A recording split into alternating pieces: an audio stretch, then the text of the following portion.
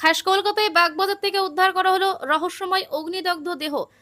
বাগবাজারে নিবেদিতা লেনে একটি নির্মীয়মান বহুতলে একদম নিচের তলা থেকে এক ব্যক্তির অর্ধনগ্ন দেহ উদ্ধার করে পুলিশ। তবে এই ঘটনা খুনের নাকি আত্মহত্যা তা এখনো পর্যন্ত জানা যায়নি।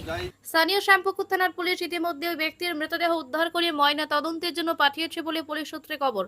তবে পুলিশের প্রাথমিক তদন্তে অনুমান সম্ভবত খুনই করা হয়েছে এই ব্যক্তিকে। তবে কে বা কারা খুন করেছে তা এখনো পর্যন্ত তদন্ত সাপেক্ষ। যে ব্যক্তির দেহ পাওয়া গেল আগুনে পোড়া অবস্থায়, কিভাবে ঢুকলেন? গেট তো তালা দেওয়া ছিল নাকি আজকে খোলা ছিল? তালা দেওয়া ছিল, গেটটা তালা আমি এসে খুলেছি। আচ্ছা, এবং ঢুকতে গেলে এইখানে অনেক পদ্ধতি আছে, অনেক পদ্ধতি দিয়ে ঢুকতে পারে। কিভাবে ঢুকবার জন্য এই গেট দিয়ে টোপকেও ঢোকা যেতে পারে। এবারে কিভাবে ঢুকলো, কোন দিক ঢুকলো, এটা আমিও সঠিক করতে পারছি না, কারণ আমি তো এখানে থাকি না। আমি তো এখানে বিকেলে কাজকর্ম হয়ে গেলে আমি আসে এসে তালা ফালা মেরে টেরে দিয়ে লেবার মিস্ত্রি বেরিয়ে যায়, আমি চলে যাই। আর সকালে খোলেন কখন? সকালে আমি খবর পেয়ে সঙ্গে সঙ্গে ছুটে এসেছি। না, অন্যদিন খোলেন কখন? ওই 8:30 9টা।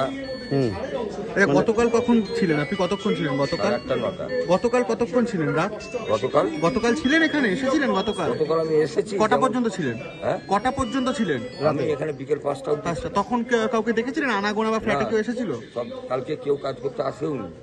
আমি রাউন্ডে এসে একবার রাউন্ড মেরে সমস্ত তালা ফালা চেক করে চলে যাই। কবে থেকে হচ্ছে এই ফ্ল্যাটটা?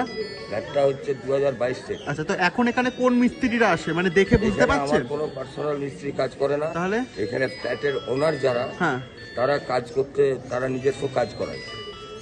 ফ্ল্যাটগুলো তো সব ফাঁকা, সবই কাজ চলছে এখন। সবই কাজ। কোন ফ্ল্যাটের ওনার এসেছিল গতকাল বা কেউ এসেছিল ফ্ল্যাটের এখানে? কালকে ওনার বলতে একজন এসেছিল, তার ফ্ল্যাটে এসি লাগিয়েছে। কে এসে? Third floor. Third floor.